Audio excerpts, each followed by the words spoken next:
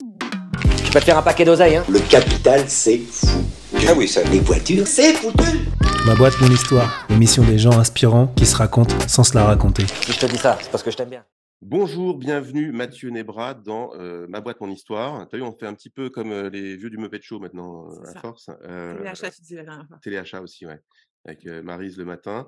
Ma boîte, mon histoire, Mathieu, ce sont des gens inspirants qui viennent raconter leur histoire sans se la raconter et justement qui ont des choses pertinentes à dire à d'autres entrepreneurs ou à d'autres gens, tout simplement. Exactement. Et aujourd'hui, donc nous, pour te resituer, on aimerait bien quand même que tu nous remettes un peu de cadre. Donc, tu as fondé Open Classrooms. Est-ce que tu peux nous expliquer en quelques mots aujourd'hui ce que c'est Open Classrooms? Alors, aujourd'hui, Open Classroom, c'est, une école en ligne qui vous permet d'apprendre un nouveau métier, du numérique, entièrement en ligne, avec l'aide d'un mentor, en suivant des cours, en réalisant des projets pour acquérir des compétences. À la fin, pour vous permettre d'acquérir un diplôme dont le niveau est reconnu par l'État. On a des bac+2 à bac+5. Et le but, c'est que vous trouviez un emploi. Donc nous, on n'est pas content quand vous avez juste un diplôme. En fait, on vous suit jusqu'à ce que vous ayez un emploi, on vous accompagne, on vous coach. Parce que notre objectif, en tant que boîte, c'est d'aider 1,5 million de personnes chaque année à trouver un emploi dans le monde. Une paille. Voilà. C'est Bon, comme ça qu'on d'accord. voit les choses. Bon, c'est hyper, ambitieux, c'est ultra riche et ça, c'est pas une histoire qui date d'aujourd'hui. Alors, est-ce que tu peux juste, au début de ton histoire, il y a quand même une histoire de transmission qui est hyper personnelle. C'est toi qui te mets tout seul à finalement transmettre tes connaissances à d'autres. Est-ce que ça part de là? Est-ce que tu t'es dit un jour, quand tu t'es mis à faire ça, que ça allait devenir ce que c'est devenu aujourd'hui? Ou est-ce que c'était juste un plaisir de passer du savoir? Hem, Est-ce que c'est juste un plaisir à la base? Franchement, je pense que oui. C'est-à-dire, c'est pas, comme on pourrait le penser des fois, un grand plan que j'avais, de faire, là où je suis aujourd'hui. J'ai plutôt, avancé en tâtonnant, un peu les yeux bandés, en essayant de regarder à droite à gauche, où était le meilleur chemin, en me faisant mal régulièrement. Donc c'est clairement pas la conséquence d'un grand plan machiavélique, qui fait que je suis là, même si j'ai des éléments qui m'ont suivi depuis le début et qui n'ont pas changé, comme, la volonté de rendre l'éducation accessible, clairement. C'est devenu la mission de la boîte d'ailleurs. Mais c'est pas, enfin les contours étaient pas bien définis. J'aurais jamais évidemment pensé que ça atteindrait cette taille-là. Ça c'était pas spécialement mon rêve, quand j'étais enfant, dire, je Est-ce vais que tu t'es créer lancé, quelque tu chose. peux rappeler à quel âge tu as commencé à diffuser tes premiers cours en Alors, ligne?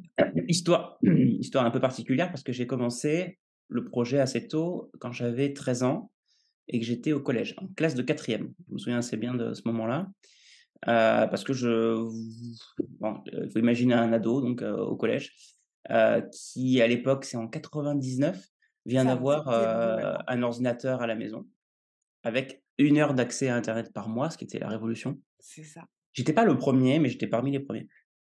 Donc c'était nouveau pour moi et du coup, je pouvais aller sur des sites web et j'étais fasciné par par la possibilité, par l'accès à l'étendue de l'information. Bon, c'était très lent à charger, mais c'était quand même incroyable et heu et je me suis mis en tête à un moment donné, je sais pas exactement pourquoi, mais je me suis dit: «Tiens, j'aimerais faire comme eux. J'aimerais moi aussi faire un site web». Je pense qu'il y a un aspect construction, en fait, hein, quand tu es, que tu sois enfant ou plus adulte, tu aimes bien, jouer au Lego, des briques, construire, ça explique, en partie le succès de Minecraft ou de jeux de construction comme, commence à y en avoir beaucoup, beaucoup, beaucoup et bah, moi, c'était mon Minecraft, en fait. Mais là, il y C'était, avait pas de le code, donc HTML était mon Minecraft. tu as commencé en codant directement. Il y avait pas de Ouais, code pour le coup. Comment on fait quand on a 13 ans et que parce qu'aujourd'hui, un gamin qui se lance à 13 ans, il a tous tes cours, il a plein ouais, de ouais. choses, mais toi, comment tu fais pour te lancer? Bah, j'étais justement, comme beaucoup, je pense, hein, honnêtement, je suis tombé sur, cette, fonctionnalité qui est le clic droit, afficher le code source de la page. C'est quand même, C'est quand même une merveille, faut pas l'oublier parce que le code HTML, CSS qui permet de créer les pages web, il est tout le temps envoyé au navigateur de la personne qui visite. Donc on l'a forcément et on est capable de l'afficher et de le déchiffrer. C'est le principe. Ce qui est pas le cas de tous les programmes informatiques qui sont compilés, qui sont illisibles en fait, au niveau du code. Mais le HTML et le CSS, celui des sites web, en fait, il est lisible, la plupart du temps. Et donc, je pouvais lire le code de tous les sites web et je regardais, j'étais fasciné. C'était un charabia, impossible, c'était gros, c'était de l'anglais, il y avait de tout, quoi. Mais c'était là, quoi, c'était fascinant. Il y a quelque chose qui faisait que ce code, ce texte était transformé en un site, en image à l'écran. Alors, forcément, j'ai pas compris juste en lisant par, génie, je me suis dit: «C'est le bordel ce truc», mais ce qui est important de comprendre, c'est que ça m'a fasciné. C'est-à-dire j'étais là: «Waouh!» Un peu comme si j'avais envie de le faire, mais bon, j'ai vachement peur parce que ça a l'air complètement impossible, mais je serais curieux de savoir faire juste un petit truc. Ça commence comme ça, tu vois? Tu as une belle idée, une fascination, mais tu dois commencer petit parce que sinon tu te prends le mur. Et donc je voulais juste même une page avec un texte noir sur fond blanc, c'était déjà mon rêve, C'est pas quoi. mal. Et comme j'avais 1 heure d'accès à internet par mois, je pouvais pas, j'envisageais pas d'apprendre en ligne. Évidemment, le site du zéro n'existait pas à l'époque et il y avait pas de site de tuto, il y avait pas YouTube, enfin on pouvait pas charger de vidéos, laissez tomber, Non. c'est une autre époque. Donc je suis allé en librairie, à la Fnac. En fait, parce que j'habitais, une ville, de province, Avignon et le seul truc où il y avait un peu de livres, un peu geek, c'était la Fnac. À l'époque, il y avait un rayon informatique encore, et j'ai fureté un peu là-bas et j'ai cherché dans le rayon informatique des livres qui me permettaient d'apprendre ce fameux langage HTML dont j'avais compris qu'il permettait de faire des sites web. Et c'est là qu'en fait, il s'est passé l'étincelle. L'étincelle est un peu bizarre, c'est que c'est une frustration, puisque quand je suis allé, dans ce rayon informatique, j'ai cherché dans les livres, un livre pour débuter, en création de site web. Pour Genre moi, HTML pour les nuls, quoi. ouais, un genre de. Bah, il y avait pas vraiment, en fait. Ouais, il y avait pas HTML. Il y avait pas vraiment et tous les livres en quatrième de couverture disaient qu'il fallait 3 à 5 ans d'expérience professionnelle. Waouh! Ouais, Non, OK. Et moi, j'avais -3 ou -5 ans d'expérience, en fait. Et donc ça m'a particulièrement agacé, en fait. Frustré et agacé. Je pense que c'est vraiment les sentiments que j'ai eu à ce moment-là, parce que je me suis dit: «Tiens, j'ai vraiment l'impression qu'on me dit, "Ça, c'est le truc pour les grands, retourne jouer à la marelle", quoi». Et ça, j'ai pas trop aimé le Mmh. sentiment, et c'est un truc que j'ai découvert un peu plus tard encore chez moi, c'est que, j'ai, un vrai problème avec, toute forme de dogme et heu, de prétention qui te fait dire: «Voilà, c'est pas pour toi», pour de mauvaises raisons. Non pas que je me sentais, génial et capable de coder des sites en Non, mais HTML, tu pas mais être je me dis que frustré en quelqu'un aurait mode, dû tu peux pas commencer. y arriver, quoi. Tu vois des Voilà. défis là ou des challenges à relever là où d'autres pourraient s'arrêter, quoi? Peut-être, ouais, je sais pas, mais c'est vrai que j'avais envie, quoi. J'étais fasciné, donc je me suis dit: «J'aimerais bien quand même faire quelque chose». Mais j'ai trouvé ça vraiment anormal qu'il y ait pas vraiment de livre pour débutants. Et donc, il y avait la collection pour les nuls qui existait encore à l'époque, je crois, mais avec qualité très inégale et j'ai pas trouvé, je crois, pour HTML. Donc ça dépendait vraiment des livres et des auteurs. C'est très tôt quand même, hein, 99, Ouais, c'est internet en France a dû arriver, je sais pas, en 95-96, mais c'était vraiment les tout Ouais. premiers. Ouais, moi je faisais un peu de code en 97, ouais. ouais, il y a eu l'arrivée de Hem, Dreamweaver, des trucs comme ça, quoi, un peu, ouais, ouais. ouais, ouais. Donc, voilà un peu le délire. C'est juste que je me suis mis en tête, de pas m'arrêter là et je vais prendre un de ces livres. Donc j'ai commencé avec un de ces livres, que j'ai pris un peu au hasard honnêtement et je me suis dit, voilà, je vais prendre celui-là et je vais essayer d'apprendre. Je me suis fait en fait offrir ce livre à Noël 99, ou Noël 98 même pour être exact. Et j'ai retrouvé la photo de je sais pas, c'est complètement improbable, de ma grand-mère qui m'offre le bouquin. Donc du coup, on l'a exposé à l'entrée de la boîte un peu comme une relique parce que c'était quand même l'effet papillon, quoi. C'est le truc, ça a démarré là. Et j'ai retrouvé le bouquin. Ah, Il est sous cloche. tu l'as mis sous cloche, oui. Mmh. Il est carrément sous cloche. Et Mais donc ouais, donc toi, tu te formes toi, mais à un moment, tu te dis qu'il faut que tu formes les autres? Comment ça se passe ça, ce déclic? alors d'abord, j'avais envie de le faire pour moi. Ouais. J'ai lu ce bouquin. Je me suis, j'étais fasciné, je comprenais un peu des trucs, pas tout, OK. Et j'ai trouvé que souvent l'auteur, rendait les choses un peu plus difficiles qu'elles auraient dû l'être. J'avais ce sentiment, comme j'ai déjà eu dans ma scolarité, pas tous les profs, hein, mais on a toujours eu des profs un peu où, tu sais, ils étaient là, c'était le prof, quoi. Ils en ont chié pour arriver là, donc il faut faire comprendre que c'est dur. Et en fait, il y a des gens qui, malgré eux, je pense que c'est pas conscient, hein, ils créent la difficulté. Mmh mh. Mmh. Il y a pas lieu d'être. Enfin, c'est vraiment mon postulat par, voilà, positionnement et cetera. Et donc en lisant ce livre, je me suis dit: «Attends, 2 choses. Je pense qu'il y a des trucs, qui pourraient être mieux faits et de 2, maintenant que j'ai lu ça, j'aimerais bien pratiquer Oui, OK. et j'avais pas d'idée pour faire un site. J'ai eu, on va dire de façon un peu fugace, l'idée de, comment dire? L'idée de, contacter un éditeur pour faire le même livre mais en mieux et Ah, mais je me t'avais suis quel rappelé que âge? j'avais 13 ans 13 ans, ouais, et c'est ça. que je l'ai jamais en fait, j'avais jamais pris au sérieux donc en fait, je me suis arrêté avant même de d'écrire un message et donc je me suis dit: «Bah, tiens, un site web, c'est démocratique, tout le monde peut en faire un, pas besoin d'autorisation, donc plus simple» et puis accessoirement, ça me donnait une idée pour faire mon premier site web. Ouais. Donc je me suis dit: «Mon premier site web, ça sera un site web pour expliquer aux autres comment faire un site web de la façon dont j'aurais aimé l'apprendre». Et ça a commencé comme ça et en réalité, j'ai fait un seul site web dans ma vie, c'est celui-là.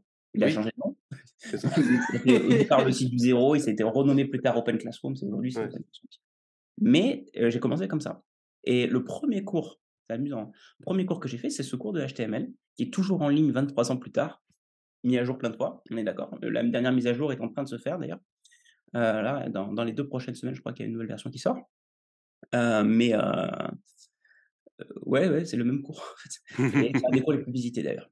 Est-ce que tu as D'accord. commencé par du copier-coller? Ouais. Mon père, il m'a appelé copier-coller parce que il me faisait faire du code et je copiais des bouts, je recollais, je voyais que ça marchait pas et j'ai vraiment appris comme ça. Les compétences des développeurs souvent, c'est 80-90 c'est, faire la recherche Google, copier-coller le code, voir si ça marche. Merci de révéler, Est-ce la que secret Ah, je suis sauce de mon désolé, papa. hein, je cache le mythe, Non. moi aussi je fais ça, tout le monde fait c'est ça. ça. Et juste avant qu'on passe, est-ce que toi, tu étais dans une famille, où, tu vois, on voyait hier avec Christelle beaucoup de consoles, les ordinateurs, ça a toujours été quelque chose. Est-ce que toi, c'était une famille un peu tech déjà dans Non, non? OK. non, non, Donc ils non. Sur comprenaient toi pas du vraiment tout le ce que guide tu de la faisais, en famille, fait? c'était moi, hein. Ouais. Non, non, Non, mais c'est ça. ouais, ouais, non, non, mes parents pas plus, hein. Alors, l'histoire est assez drôle parce que maintenant quand je le présente comme ça, tout le monde dit: «Bah ouais, c'est évident», mais c'était pas comme ça, c'était pas une évidence pour moi à la base. Heu Ma mère est instite et mon père est entrepreneur et donc du coup, je suis devenu entrepreneur dans l'éducation. C'est ça. Bah, c'est assez simple, ça me Hein, semble, non? la OK. pomme ne Voilà. tombe pas loin de Mais l'arbre, si mais comme dit sinon, mon c'était père. pas non, non, c'est pas du tout leur truc. C'est moi qui ai demandé, à une époque un ordinateur à Noël et 2-3 ans avant, quoi. Mmh. Ouais, c'est ça. Voilà et puis comme tous les jeunes, je pense que c'était une pas mal pour jouer, mais voilà, c'est non, il y a vraiment pas de, enfin, dans la famille, immédiate, il y a pas d'inspiration proche. D'accord. Par contre, j'avais un oncle qui était un petit peu geek et qui plutôt jeux vidéo, mais un peu bidouille et donc ça m'a quand même un peu inspiré. Ça a aidé, ouais. Ouais. OK. Voilà. Donc il y a quand même de ça effectivement, mais bon, je le voyais pas tous les jours, quoi. J'avais pas d'échange, régulier, Régulier avec lui. mais voilà, sinon c'est tout. Et OK. est-ce que dès que tu te lances la construction de ce site, donc le site du zéro, tu as immédiatement en tête que tu veux rendre enfin, en l'occurrence, le savoir que tu voulais démocratiser ou vulgariser, ou en tout cas rendre accessible, au plus grand nombre et que c'est ça que tu vas vouloir faire ou est-ce que ça vient plus tard? Est-ce que tu te dis: «Tiens, on verra bien», ou c'est vraiment sur ce truc de savoir faire des sites web, bon, puis après, le reste, je vais continuer ma vie, quoi. Enfin, est-ce que c'est quelque chose que tu abordes comme ça ou est-ce que tu te vois déjà, dans cette espèce tu es très jeune, hein, donc est-ce que tu te vois Mais il a déjà, déjà demandé à écrire son livre. oui, Tu mais as dit oui ou justement, c'est pas pour ça. alors? Parce que tu dis dès très tôt, j'ai voulu rendre le savoir ou la connaissance accessible à tous, ou l'éducation d'ailleurs. Est-ce que là, ça vient à ce moment-là? Ah bah, pas forcément comme un projet de vie, mais plus comme un projet tout de suite, que j'ai envie de faire pour ce langage et après, ça me fait kiffer, ça fait plaisir aux gens, ça leur est utile, ils me donnent des bons retours, j'ai envie de le faire plus. Tu sais, c'est toujours des petites étapes, hein, tu enfin, je crois pas vraiment au blueprint de ta vie, tu regardes, tu dessines et tu fais: «Waouh, je vais faire ça et tout, et puis là, je vais aller par là» et cetera. Non. Moi, j'ai plutôt l'impression d'être un type qui joue à Colin Maillard, tu sais, dans un labyrinthe, d'épines et je me fais mal et j'avance et aïe, aïe, aïe, je saigne de partout, mais au fur et à mesure, je trouve mon chemin et c'est marche par marche, c'est étape par étape, honnêtement, hein. Donc Dans s'il y a quelque chose, c'est que mon envie de partager et de faire d'autres cours notamment et tout, s'est renforcée au fur et à mesure où j'en faisais. c'est ça, OK. D'accord. Comme un sport en fait, plus tu en fais, plus tu as envie, plus, Et puis il y avait une communauté qui s'est créée, des gens qui ont commencé à suivre, donc je pense que ça, c'est aussi super intéressant d'échanger, d'avancer, de voir du retour. Tu étais pas seule face à ton ordinateur, quoi. au tout début oui, honnêtement. Mais au bout de quelques petites années, j'ai commencé à mettre en place des forums et les gens pouvaient discuter, donc là, il y avait des échanges, ouais. Il y avait Mmh. des échanges et donc ça me donnait des retours utiles et j'améliorais. Mais au tout début, c'était en fait, je l'ai mis en ligne et c'était un peu à l'aveugle, j'en ai parlé à mes potes, c'est tout, qui avaient peut-être envie d'en faire. Pas plus que ça, mais ils avaient un peu envie, ils en ont parlé un peu autour d'eux et c'était vraiment que du bouche à oreille, quoi, au OK. départ. Et tu parles très souvent, tu postes assez souvent des choses sur le fait qu'il y a beaucoup de gens qui ont été transformés par la rencontre avec vos cours, alors soit de l'époque du site du zéro, soit plus tard, soit même très récemment. Est-ce que, euh, est-ce que c'est ça qui fait que, comment dire, euh, finalement, est-ce que c'est ça qui est la forme d'adrénaline et qui te pousse à continuer à faire toujours un peu plus, à élargir Continue à te prendre des les coups champs et et voilà, à et continuer à te faire mal avancer. dans ce labyrinthe parce que c'est un super ego boost finalement d'avoir un gars qui te dit, mais en fait, tu as changé ma vie, quoi. C'est un super ego boost. Je vais pas vous mentir, c'est un super ego boost et régulièrement, j'ai des témoignages absolument incroyables, que ce soit dans la rue, je me suis fait arrêter hier dans la rue à Aix-en-Provence, ou en ligne, je lis des témoignages un peu enfin j'en ai à l'appel donc ego boost, ouais, je suis plus que fourni. Mais pour m'être remis à l'écriture d'un cours, depuis quelques semaines là, en fait, j'ai un plaisir, perso à écrire. Genre je kiffe. Non, mais Juste, c'est je génial me ça, fais c'est kiffer. important. Hier, Mmh. j'étais dans un bar avec mes écouteurs, j'écoutais de la musique et j'étais là, j'avais le flow, j'étais là: «J'ai trop envie d'écrire ça». Tu vois? Et j'ai pas besoin du retour, j'étais déjà en train de kiffer ma vie, en fait. Mmh. Donc j'ai eu la C'est chance très super tôt de important de découvrir ça. Découvrir mais vraiment, après c'est j'ai eu la chance de m'écouter. C'est aussi ce truc très difficile, mais j'ai eu la chance de découvrir que j'étais à la jonction de 3 passions qui sont, l'écriture, la pédagogie et la création numérique. Création au sens large, hein, mais Mmh. Mmh. et bah, du coup, j'ai écrit des cours, sur la Sur le création numérique. allez, c'est simple en fait. Aujourd'hui, ça me paraît simple et évident. Sur le C'est coup, ça. c'est pas évident, hein. Tu as eu Mais l'impression de du te coup, je me suis chercher? écouté, j'ai pas fait, le truc qu'on me disait qu'il fallait que je fasse. Personne ne m'aurait jamais dit de faire ça. Ça, Oui. c'est clair. Personne ne m'aurait jamais dit de faire ça. J'en ai pas parlé, je suis assez, réservé, assez discret, j'ai fait mon truc, quoi.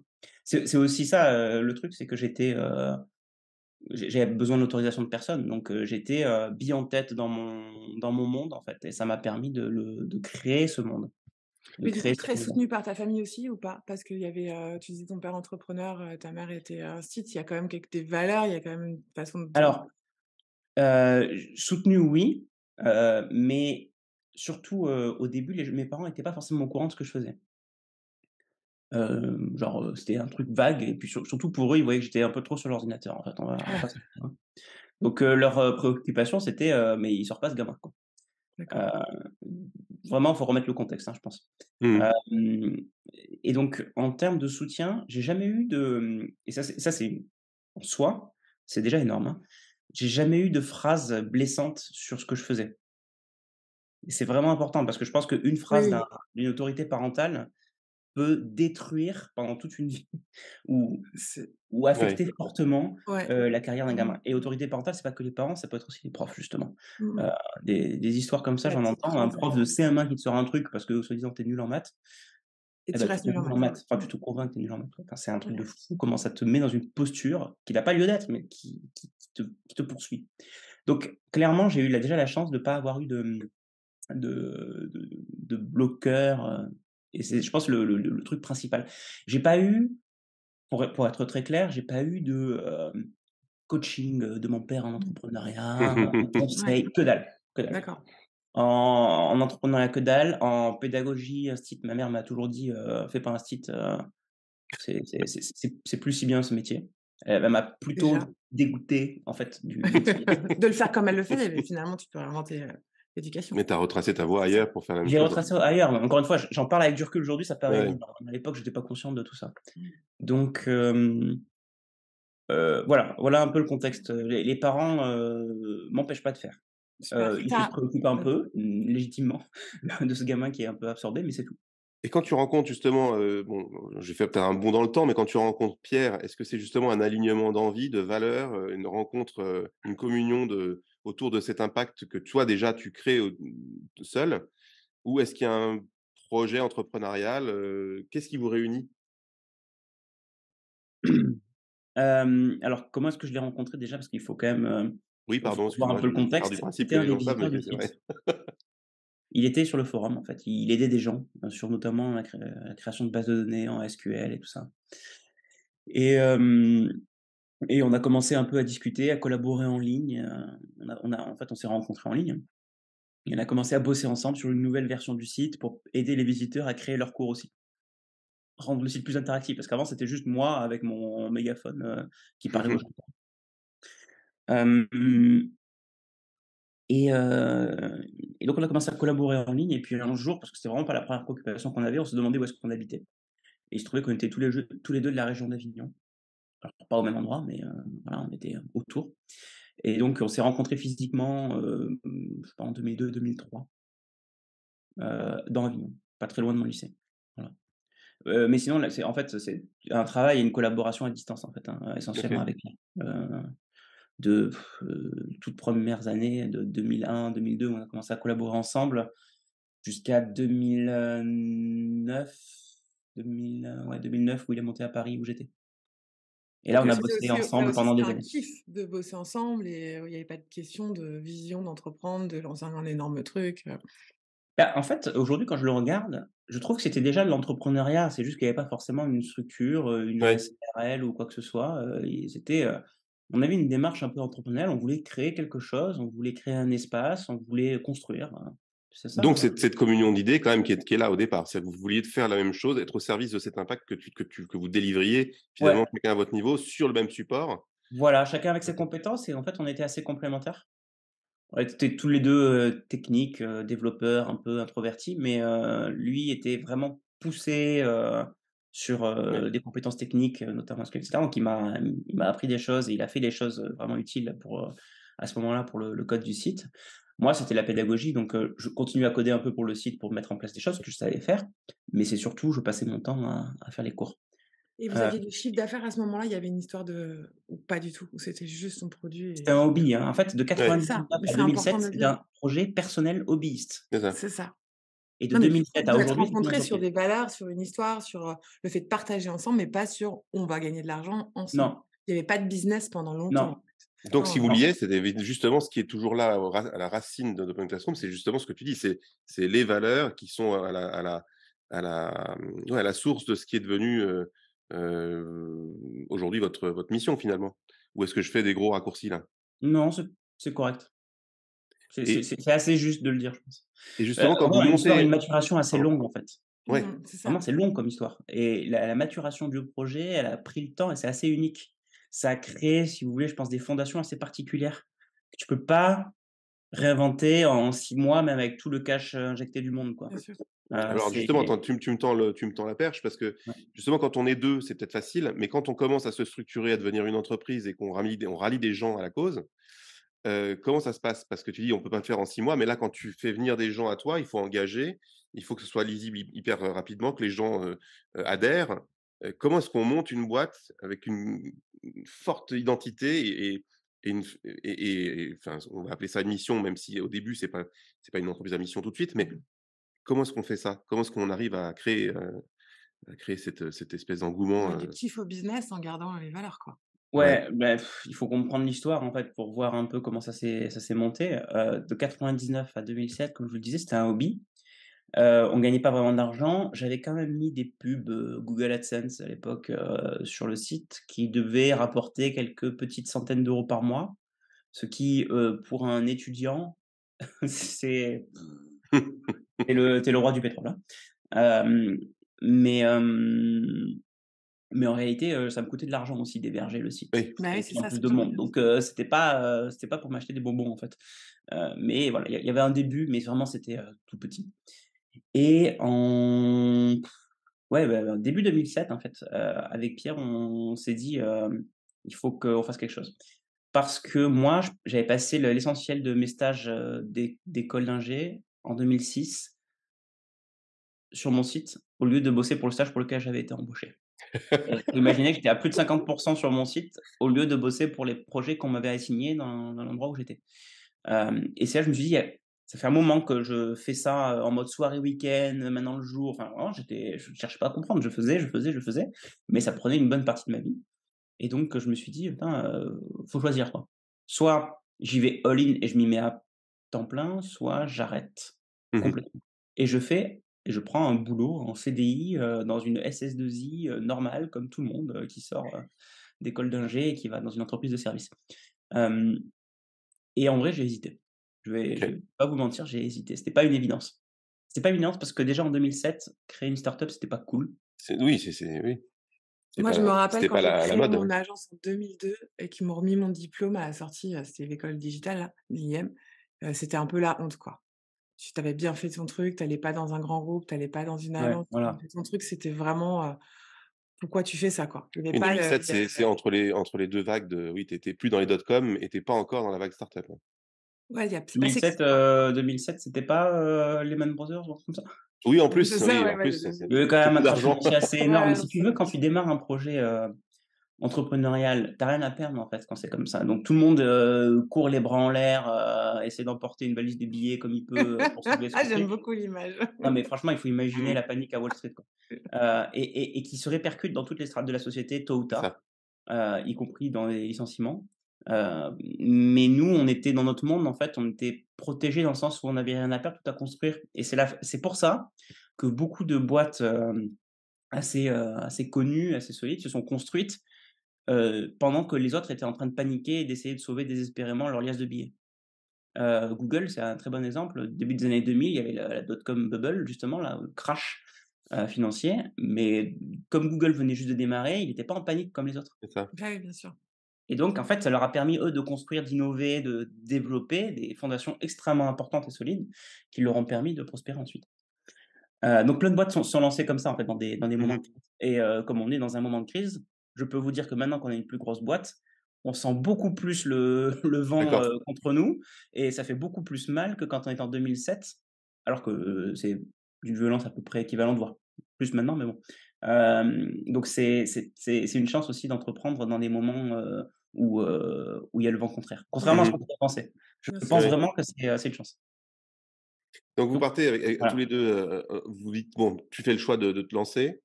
Vous C'est êtes ça, tous comme les je vous le 2. disais, c'était pas une évidence, hein. Ouais et J'ai donc hésité vous partez à 2. et on part de ouais. OK. Et donc, je repose ma question parce que c'est quand même aussi comme on va s'attacher à parler de cette histoire de monter une boîte à mission. Vous Mmh. partez à 2 et à un moment, il faut faire venir des gens dans le navire et comment on construit une équipe? Comment on construit une culture d'entreprise autour de ces valeurs-là? Est-ce que c'est facile? Est-ce que c'est le parcours du combattant? On remet du contexte, c'était il y a 15 ans, donc c'est peut-être moins dans des trends hyper, Mmh. évidents aujourd'hui. Donc comment est-ce que vous êtes pris pour monter ces équipes? Et ben, en fait, quand on a créé la boîte, on n'a pas monté d'équipe. D'accord? Le plan, c'est déjà d'avoir une structure juridique, parce qu'on pensait qu'on pourrait faire déjà pas mal de choses tous les 2. OK. Et de 2007 à 2009, je crois qu'il y avait pas de salariés. Il y a eu quelques stagiaires quand même, OK. par moment, notamment l'été, pour nous aider. Mais, en fait, voilà, aujourd'hui, ça paraît un peu anecdotique, mais il y en avait quand même, hein. 2007 à 2009, on continue nos études, en fait. Moi, je finissais mes études en 2008. Pierre, je OK. crois qu'il a fini en 2009 justement. Je sais plus, ouais, ouais, c'est ça. Mmh. Et lui était à Lyon et moi j'étais à Paris à ce moment-là. Ouais. Hem et ouais, on fait ça toujours en mode soirée week-end, en fait. C'est ça. Sauf qu'on a une Mais il y a SARL. une structure juridique, voilà. Ouais, ouais. Et puis on avait fait un business plan parce qu'on a essayé d'être des bons garçons et on a essayé d'imaginer comment ça pourrait donner et on avait fait un plan où on se disait on pouvait faire peut-être, je sais plus, 85 ou 90 000 € par an. C'est Ambitieux. pour nous étudiants, qui connaissions pas forcément grand-chose, Ouais. à l'entrepreneuriat, à la compta et tout ça, on s'est dit 90 000 € par an, putain, c'est 45 000 € pour toi, 45 000 € pour Ouais. moi, c'est fini, quoi. On était comme ça toute notre vie, Ouais. Rappelons à tous ceux qui nous Bon, écoutent que ça ne marche pas comme ça. flash info, ça marche pas comme ça. Malheureusement pas comme ça. Quand tu es une entreprise, tu payes beaucoup de charges, tu as des taxes, voilà, bref, donc il faut gagner beaucoup pour gagner peu, en quelque sorte. Mais bon, c'était déjà assez incroyable. Même juste le fait de se dire: «On génère un chiffre d'affaires potentiellement de 90 000 € par an», Et waouh! toujours par de la pub? Et alors notre plan au départ, parce qu'il Ouais. y a un business plan, c'était de faire de la pub web. D'accord, OK. Mmh. Sauf qu'au lieu de mettre de l'AdSense, on s'est dit: «On allait devenir notre propre, régie», enfin, OK. On allait travailler avec une régie publicitaire, en fait, D'accord. qui allait nous vendre au CPM, comme on faisait à l'époque, C'est sur ça. les affichages, Ah, etc. Donc, on faisait des du coup, calculs. 90 000 €, c'était hyper ambitieux parce que je me souviens, il fallait quand même un sacré trafic pour toucher 1 On euro avait pour beaucoup de trafic, Vous hein. avez beaucoup de trafic, hein. À d'accord. ce moment-là, on avait beaucoup de trafic. C'est pour ça que je dormais pas beaucoup. Il Ouais. fallait que je m'occupais le soir et le week-end, je remettais la tuyauterie, la plomberie, enfin, c'était devenu ma vie, quoi. Faut avoir conscience qu'il y avait quand même du trafic. Le bouche à oreille, parce qu'on n'avait jamais fait de pub, hein. C'est C'était vraiment ça. que le bouche à oreille avait rendu le site très connu. Parce que les gens se parlaient du site en disant: «Putain, mais c'est là, on comprend quoi, les cours, on comprend». Et Des puis pour être étudiants en aussi école, d'ingé, des plus jeunes, des plus âgés, tout le monde, et tout le monde tout était gratuit. ouais, Voilà, donc toujours c'est gratuit aussi, au ouais, niveau des cours, hein. Tous nos cours sont gratuits depuis, c'est ça. 4 ans. Ouais. Non seulement ils sont gratuits, mais en plus ils sont sous licence Creative Commons by SA, qui signifie que vous pouvez le réutiliser, y compris pour un usage commercial, le point D'accord, que vous mentionnez. OK. Bravo. C'était Dès pas le cas au début. C'est-à-dire qu'on c'est a on ça, a oui, ouvert les licences quand on a ouais, créé l'entreprise pas longtemps après. d'accord, OK. Comme quoi, on pourrait penser que ça fermerait des choses. En fait, pour la licence, vraiment, on l'a ouvert, quoi.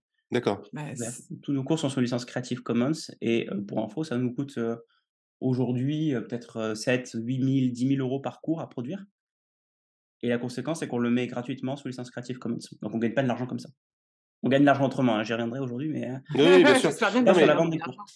et tout ça participe de cette, vision, de l'impact au sens, là, enfin, vous êtes un impact by design dès le départ, que vous soyez 2 ou plus et à quel moment ça passe d'un cap et à quel moment vous devenez, vous dites que vous allez devenir cette boîte à mission finalement? Je On sais que s'est c'est récent le côté boîte à mission dans le fait ouais. dans les termes, mais c'est Attends, quelque chose qui est il y a 2 sous-jacent. choses. Il y a 2 choses. Il y a le statut juridique en France Oui, qui existe voilà, depuis quelques années, pas longtemps, qui est une forme de protection, qui dit que ta boîte n'a pas que pour objectif de maximiser les profits pour les actionnaires. c'est ça. C'est con à dire, mais c'est à la base, Oui, c'est ça. C'est-à-dire que moi, en tant qu'entrepreneur, je peux être, poursuivi, notamment par mes actionnaires, si je ne maximise pas les profits pour eux. c'est ça. Parce que c'est ce que Mmh. c'est le concept d'une boîte, en fait. Mmh. Bien sûr. Mais, on a créé un statut un peu intermédiaire, qui est celui de société à mission, qui dit qu'il y a aussi un objet, social ou C'est ça. environnemental, et qu'il y a un équilibre à trouver entre, les 2 quoi, entre le Et profit vous, et c'était by design, c'est-à-dire qu'avant que cette loi passe, mais avant que ça vous existe, ouais. étiez déjà voilà. Donc du coup, c'est ça qui m'intéresse parce que, enfin, c'est On faisait de chevillé la au société corps, à quoi. mission sans savoir que ça en était, en quelque sorte, hein, Bah, pour c'est être Oui, clair. ça. voilà. Mais c'était vous, en fait, c'était votre mission et Ouais, finalement Oui, mais ça ce conspirait que pour que j'essaie de dire, c'est quand tu es 1 ou 2, c'est facile. À la limite, enfin, c'est facile, je mets des gros guillemets, mais c'est ouais. facile, on partage des valeurs. Quand tu commences à grossir, quand tu commences à te structurer, f c'est peut-être moins facile. Enfin, comment est-ce qu'on fait? comment Comment faites est-ce vos qu'on fait? premiers recrutements? Ouais, effectivement. Est-ce que c'est des gens C'est qui sont moins connus? facile, mais la chance qu'on avait, c'est qu'on était vraiment connus, quoi, déjà. Donc, les gens, comprenaient les valeurs et le principe de ce qu'on faisait. Ils étaient imprégnés de ça. Ils passaient des heures sur le site et donc quand on recrute des gens, le plus souvent, c'est des gens qu'on recrutait qui avaient déjà passé des heures et des heures sur le site. Ils connaissaient, mais tous. C'est pas mal pour Donc le en coup. fait, on n'avait pas écrit de mission, un truc comme ça, mais on avait énormément d'éléments qui avaient infusé, pendant longtemps auprès des gens qu'on recrutait. Donc on Mmh. a eu cette chance en fait que notre, notoriété nous permette aussi, de faire connaître, un peu les valeurs et le principe. Ça Est-ce règle que pas c'est tout, hein, toujours le cas? mmh? Est-ce que c'est toujours le cas? Donc les gens savent où est-ce qu'ils mettent les pieds, il y a pas de gens qui se disent: «Tiens, je veux faire du marketing, je suis là, je pourrais être chez Bonduelle», c'est pareil? Non, non, non, honnêtement, alors des gens qui ah maintenant la boîte a quand même pas mal grandi, mais, Oui. Oui, puis c'est pas des si gens facile que ça de qui recruter, donc j'imagine que tu tombes pas à chaque fois sur des gens qui connaissent par cœur le site du zéro et qui ont navigué dessus pendant des heures.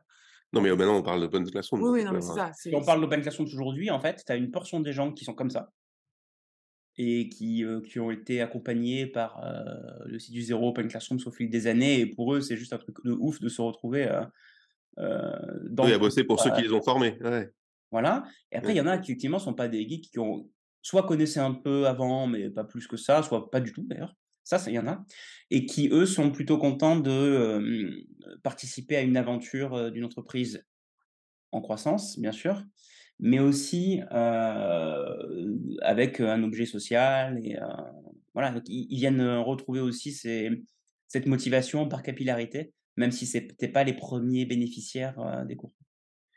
Et parmi les peut-être les choses complexes, je crois que tu es intervenu là-dessus il y a pas longtemps, je sais plus où, mais hem, Est-ce qu'il n'y a pas un équilibre à trouver quand justement on veut faire fond déjà on sait que les EdTech, c'est compliqué à financer, en termes de start-up, c'est pas les boîtes qui sont les plus facilement finançables. Mais bon, voilà, et quand en plus on veut être une boîte à mission, une boîte à impact, il y a parfois des embûches. Est-ce que donc du coup, il n'y a pas un équilibre à trouver, pour financer cette activité qui croît et qui est en forte croissance, entre un pragmatisme économique, et un business model qui tient la route et en même temps, ne pas perdre de vue, l'objectif qui est, cet impact, sociétal et social, énorme. Est-ce que vous avez dû faire un petit peu un numéro de claquette? Est-ce que c'est quelque chose de complexe ça? Alors, c'est une question importante parce que je pense que tout le monde se la pose. Résumer, les gens se disent, soit tu vas à droite, soit tu vas à gauche. Soit tu es une entreprise et tu maximises les profits, soit tu es une association à but non lucratif, tu fais le bien pour la planète et pour les gens, par contre tu es pauvre et tu gagnes pas d'argent. Bah, c'est 0 ou 1, les gens sont assez binaires, Oui effectivement. Ouais, et puis tu peux te dire que si on arrive à mettre les 2 dans la même boîte, ça doit être extrêmement complexe. Donc c'est pour ça que je pense que ouais, ça suscite mais plein les de gens pensent que c'est comme l'eau et l'huile, en fait. oui. Or, le principe d'une société à mission, c'est dans le design, au cœur du réacteur, du fonctionnement de la boîte, que tu mettes en place les éléments qui permettent que l'un alimente l'autre et vice versa. Et je me bats, mais vous savez même pas à quel point je me bats, y compris en interne, régulièrement, pour changer cette image, d'une dualité entre la mission et l'impact financier. Moi, maintenant, c'est une évidence. Je dis pas que c'est simple, hein. Mmh. C'est une évidence que en fait, tu as besoin d'avoir une boîte saine et profitable, qui fait des profits financiers pour pouvoir avoir ton impact. Bien sûr. Si tu ne gagnes pas d'argent, tu meurs. Et tu as plus d'impact. Pas de profit égale à la fin, tu meurs. Pas tout de suite peut-être, parce que tu peux survivre pendant quelques années avec, des prêts bancaires et tout, mais ça marche pas comme ça. À la fin, tu meurs.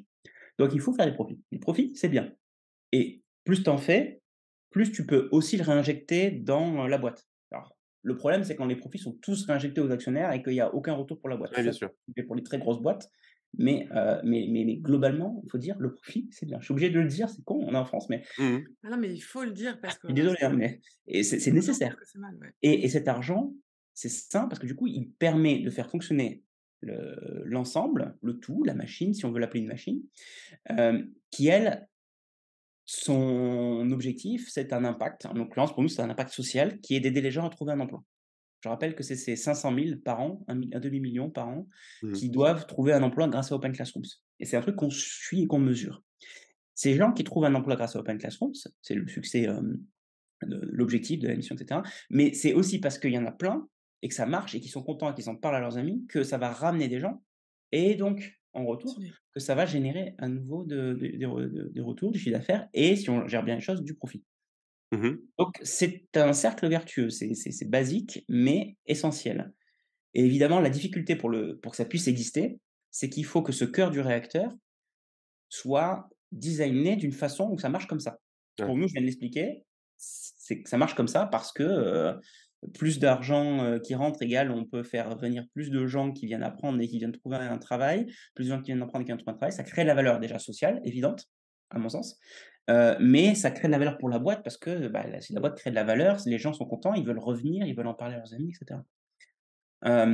Donc voilà un peu de façon très résumée et schématique, comment on a designé ça, au fil des années évidemment, ça s'est fait, relativement tôt, mais sans forcément savoir qu'on appelait ça société à mission et tous les termes un peu Oui, bien savants. sûr.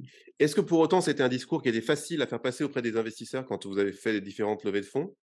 Ou est-ce que, comme vous étiez déjà quand même très en avance par rapport à toutes les startups dont on entend parler, maintenant tout le temps, est-ce que c'était, il me semble que c'est quand même arrivé un petit peu avant le côté, fonds à impact et cetera. Donc Ouais. est-ce que justement vos interlocuteurs de financement ont tout de suite adhéré ou est-ce que ça a été un peu il fallait sortir un peu les rames justement? Alors, quand tu vas, en roadshow, rencontrer des investisseurs, il faut savoir, enfin c'est mon expérience en tout cas, que la plupart du temps, tu vas tomber sur des gens avec qui tu auras pas du tout envie de bosser. C'est comme le Oui. recrutement, en sens inverse peut-être, mais c'est un recrutement, hein, enfin ça a Mmh. 2 sens, hein, mais hem et c'est dur ce que je vais dire, mais quand tu recrutes un employé, plus de 90 des gens que tu vois passer, c'est des gens avec qui tu ne veux vraiment pas bosser. 5 tu doutes et peut-être 5 ça commence à être vraiment bien. C'est ce ratio-là, grosso modo. À mon sens, il faut être exigeant parce que c'est des gens avec qui tu vas passer du temps, donc encore plus les investisseurs. Les investisseurs, c'est des gens avec qui tu vas passer beaucoup de temps et c'est comme on le dit, c'est pire qu'un mariage. Mariage, au moins, tu peux divorcer. Avec un investisseur, tu peux pas facilement, t'en sortir, en fait. Tu es accroché, quoi. Hem et hem et donc, ouais, j'en ai vu des investisseurs avec qui le courant passait pas bien. On se comprenait pas. Je me souviens, de meetings où, ils prenaient leur feuille de papier, ils, multipliaient nos visiteurs uniques, par des CPM moyens et la tendance du Ah marché. mince. Et ils faisaient un calcul, j'étais là: «Mais» voilà, je l'ai pas dit parce que j'étais, sage et poli et puis c'est des gens qui m'impressionnaient un peu, quoi, mais tu rien compris, quoi. C'est ça. Enfin, tu me mets des kilos de patates, c'est quoi mon projet, quoi? C'est quoi mon projet industriel? C'est quoi mon projet de société? Et j'avais besoin de quelqu'un qui, comprenne ça. On avait besoin de quelqu'un qui comprenne ça. Et donc, pour être franc, les gens qui comprennent ça sont rares. Quand je dis rares, c'est ce ratio que je viens de vous citer avant. Peut-être un peu plus, un peu moins selon les cas de figure, mais quand même, je suis pas complètement, je pense, à côté de la plaque. Mais il suffit d'un. C'est ça. Il suffit d'un bon. C'est ce qu'on a eu. On n'a pas pris celui qui payait le mieux, on a pris celui qui nous comprenait le mieux. Ouais, et qui partageait vos valeurs, j'imagine aussi. On est Ouais. toujours dans un truc où l'impact qu'il va Après, avoir à travers vous. encore une fois, c'était pas un fonds à impact, c'était pas, voilà, mais il suffit d'avoir une personne suffisamment smart qui comprenne un peu la subtilité et la valeur profonde intrinsèque de ton projet, qui croit dedans, qui croit au sens large, parce qu'en plus, quand tu fais une première levée de fonds, c'est pas donné, quoi. Tu vois des chiffres, tu vois une traction, mais tu regardes que ça, tu passes à côté de l'essentiel. Tu passes à Ouais. côté peut-être d'un gros problème plus tard, ou au contraire, tu passes à côté d'une boîte qui peut faire de la folie parce que justement, elle a quelque chose, quoi. Donc il faut pouvoir, voilà, il faut identifier ces personnes-là et je le dis, hein, honnêtement, pas prendre les gens qui vous payent le mieux, avec les meilleures conditions forcément, mais plutôt ceux avec qui vous avez envie de bosser, avec qui Oui, et vous qui avez va pris permettre un que l'argent qu'il plaisir te à bosser. donne te permette de grandir et t'accompagner, en fait. C'est quelqu'un avec qui enfin, des personnes avec qui tu dois te battre tout le temps et te justifier tout le temps, c'est épuisant. On en voit Voilà, beaucoup d'entrepreneurs où le board, c'est vraiment la punition et il va falloir convaincre, il va falloir tu vois? Alors que finalement, si tu es aligné dès le départ, si tu partages les mêmes choses, tu travailles ensemble. ouais. Alors c'est un truc qui est très difficile, la gouvernance et le board, parce qu'en fait, les décisions que tu prends très tôt ont un impact très loin dans le futur. Ouais. Continue, parce que comme je vous le disais, tu te démaries pas comme ça d'un Non. investisseur. Et si tu fais des erreurs de constitution de ta gouvernance incluant, effectivement les board members qui peuvent être des investisseurs, mais aussi qui peuvent être des, non-executive directors. Ouais. Donc ce sont des investisseurs, mais qui sont des gens qui siègent au board et qui viennent conseiller la stratégie de ta boîte, et qui est une bonne idée d'ailleurs d'en mettre assez tôt. Mais ça, c'est des choses, tu le sais pas en fait, tu apprends pas trop ça à l'école, hein. Mmh. Et constituer son board, donc sa gouvernance et une gouvernance de qualité, c'est, un game changer pour la boîte, en fait, parce que c'est l'instance, la plus haute instance de la boîte. C'est le truc qui prend les grandes décisions, et donc si tu fais des erreurs de sélection, tôt, tu vas le payer méchamment tard, Ouais. Mmh. et c'est globalement assez indémerdable. Mais vraiment, c'est très tôt, c'est même dès la création de la boîte. C'est, heu, c'est Mais là, on parle encore une fois, qui comme tu disais, qui est les premiers entrepreneurs. comme tu disais, c'est encore une question de fit, quoi. Tu J'ai une continues de faire des astuce. grandes erreurs, c'est ça, éviter de se marier avec des gens avec qui tu as pas envie de Ouais, bosser j'ai ou une ouais, astuce, ouais, enfin, elle marche aussi bien d'ailleurs pour les investisseurs que pour les gens que tu recrutes dans la boîte, hein. Tu regardes les gens qui te donnent de l'énergie et tu regardes aussi les gens qui en pompe. Qui t'en en fait, prends. t'enlèvent de l'énergie. Ça demande une vraie conscience intérieure, il faut être capable de Ouais. s'écouter. Mais est-ce que tu es excité d'aller revoir cet investisseur pour un 3e meeting? Parce que tu as vraiment envie de parler et de bosser avec? Est-ce que tu es excité de revoir, ce candidat potentiellement qui veut être salarié dans ta boîte et cetera? Est-ce que ça te donne la niaque? Est-ce que ça te génère de l'énergie? Ou au contraire, est-ce que ça t'en draine? Et c'est vrai aussi d'ailleurs après, une fois que la personne elle a été embauchée ou même que l'investisseur il est au board, est-ce que ça te génère de l'énergie ou est-ce que ça t'en draine? Ouais. C'est un super indicateur pour moi pour savoir en grosso modo où se situent les gens et si, ça m'apporte quelque chose ou si au contraire je dois dépenser de l'énergie pour, maintenir la conversation, mais pas forcément générer énormément de valeur. Alors qu'il y a des gens, en fait, ils génèrent de la C'est valeur tout pratique. seuls et ils me donnent de l'énergie. Je ressors du meeting, je suis super pumped up, et en plus j'ai des idées, j'ai des choses à faire, quoi. Sans Oui, pouvoir puis forcément l'expliquer exactement pourquoi et et comment rationnellement. Alors du coup, je cherche pas à le Mmh. rationaliser. C'est ça, C'est ouais. ça. À force d'avoir essayé de rationaliser tout dans ma vie, j'apprends à le moins le faire, D'accord. Donc parce c'est je le que sens ou pas. Mais c'est un truc de préservation aussi, non? oui, parce que c'est Quand tu es dans très le ressenti, tu oui et parce que bon après, c'est mon profil peut-être, je suis assez intuitif. Donc, heu, je me base pas mal sur mes intuitions que je suis pas toujours capable d'expliquer. mmh mh. Mais, je suis pas le seul comme ça, hein, plein de gens Mmh. plein de gens le sont. Il y a des profils qui sont plus ou moins intuitifs, d'autres qui sont plus ou moins rationnels. Moi, j'ai un mélange des 2 et parfois je vais être extrêmement rationnel, mais si je fais que ça me draine et à la fin je me sens comme un robot et je suis très malheureux. Ouais. Alors je fais que des formules en fait, je pourrais pas, Oui. globalement, je pourrais pas être comptable, quoi. Mais il y a des gens qui sont faits pour ça, parce Oui. que ça marche bien dans leur profil et il y a pas de jugement, c'est juste des profils psychologiques. Mais, moi j'ai une part d'intuition qui est assez forte et le conseil que je donne, je pense que ça peut s'appliquer à la plupart des gens quand même, heu, finalement, c'est pour ça que je vous le dis, c'est que c'est le meilleur moyen que j'ai trouvé de le résumer sans rentrer trop dans les détails. Et je pense que ça c'est déjà suffisamment utile et important pour les gens de l'entendre, donc pour ça je le répète autant de fois que nécessaire. J'ai trouvé à chaque fois que j'en parlais, que les gens m'en reparlaient des mois après en me disant: «Putain, ça m'a été vachement utile». Oui. Ah bah écoute, Bah, alors du coup, je continue à répéter, hein. bah, il faut. On va pas on a presque plus de temps. On a même dépassé, je crois, un petit peu. Bon, là, entreprise à mission, B Corp, est-ce qu'on est arrivé au stade où, finalement tout ce qui doit être fait sur le papier est fait? Ou est-ce qu'il y a encore plein de choses à mettre en place? Est-ce qu'il y a plein de chantiers à explorer? Vous êtes internationaux maintenant, il y a des gens partout. Je ne sais plus combien vous êtes d'ailleurs, parce que ça change tout le temps. Mais, bon, c'est quoi l'avenir? Qu'est-ce qui reste à faire?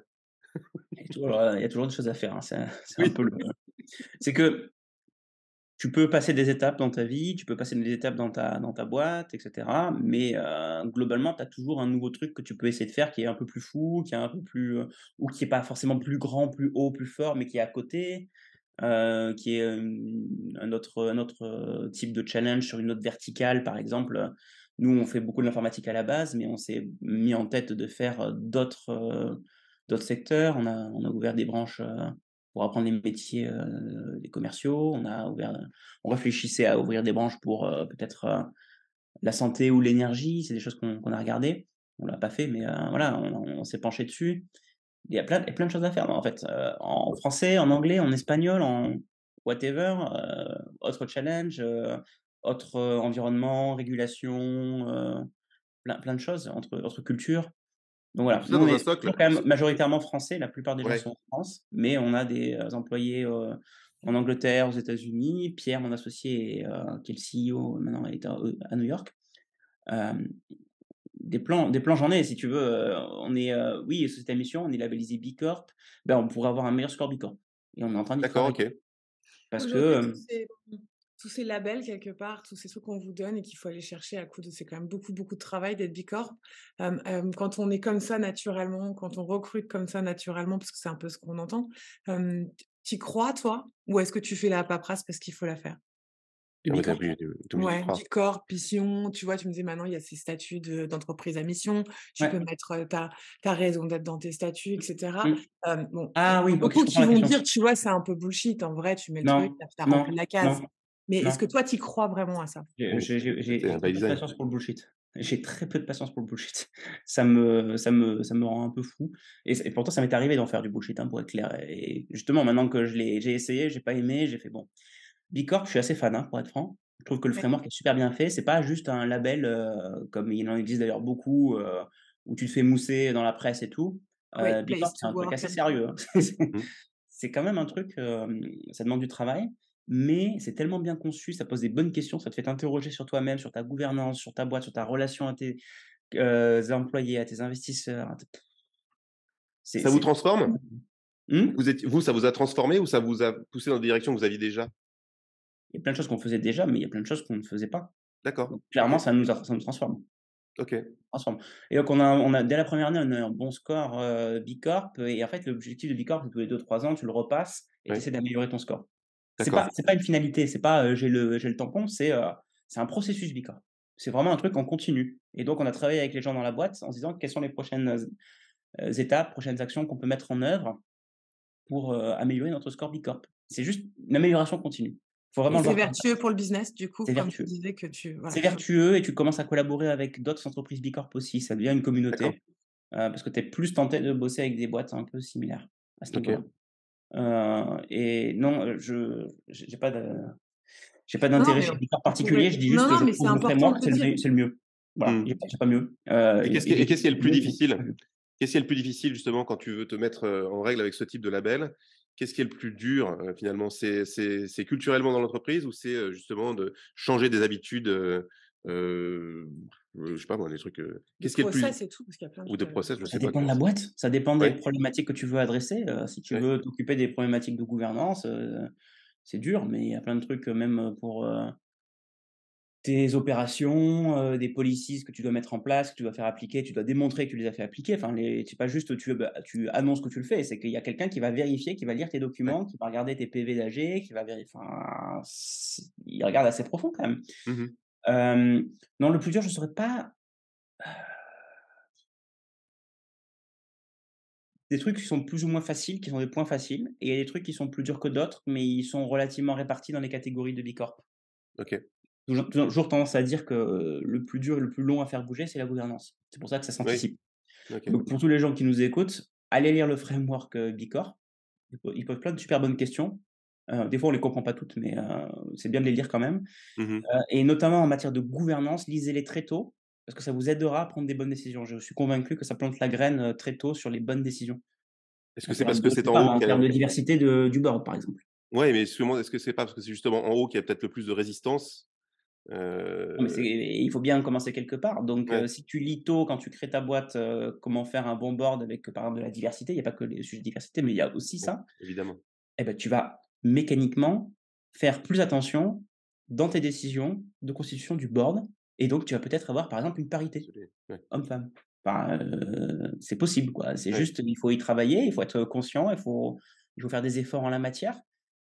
Mais si tu te dis dès le départ, bah, de toute façon, le monde fonctionne comme ça, c'est trop dur à changer, bah, tu feras jamais rien, donc Oui, bien fais pas sûr. entrepreneur. Mmh.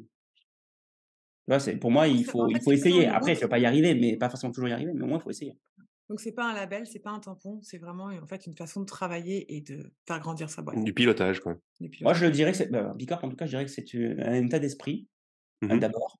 C'est aussi un label, c'est vrai, c'est aussi un label. Tu vois des boîtes très mais qui le disent, en plus, c'est assez amusant, fiers Fier. d'être Bicorp. Ouais. Ouais. Ouais, c'est pas juste on est Bicorp, on est fiers d'être Bicorp. Ouais, parce qu'ils savent qu'ils en ont chié, ils savent que Mmh. c'est pas donné à tout le monde. Mais c'est pas juste de l'affichage, évidemment, il y a un vrai travail, interne et d'amélioration continue. Donc voilà, c'est là où je trouve qu'il y a le plus de profondeur de réflexion, alors que société à mission, c'est un peu plus une formalité, à Oui, l'heure actuelle.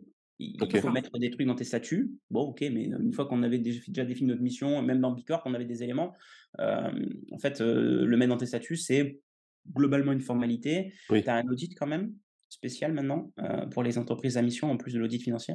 Bon, mais c'est nouveau, ça se cherche.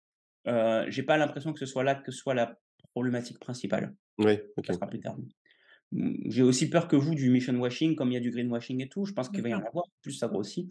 Mais ce qui compte, c'est, déjà, nous-mêmes, d'être, au cœur du réacteur, d'être, centrés, de toujours essayer de faire les choses justes, les bonnes choses, les choses qui ont de la valeur, et pas d'essayer de vendre, notre, statut de société à mission. Je suis content d'en parler à chaque fois qu'on me propose, mais je ne nous définis pas, uniquement comme ça en surface, parce que ça serait creux sinon. Top. Évidemment. Est-ce Merci pour ce que mot de la fin. Est-ce que Non? je peux juste me Ah, permettre juste pas le une mot de la question fin. parce qu'on me la pose souvent? Tu sais qu'aujourd'hui, les enjeux dans les métiers du numérique sont hyper importants et on voit que les gamines se lancent très peu dans les métiers, scientifiques, dans les métiers de la tech, bah, il y a très peu de fondatrices finalement, qui sont financées de start-up. Alors nous, on a 4 filles, donc forcément, tu penses bien qu'on est impliqués et dès qu'elles Mmh, peuvent rentrer, chez Startup for Kids, coder et découvrir tout ce ouais. qu'elles peuvent découvrir, on le fait.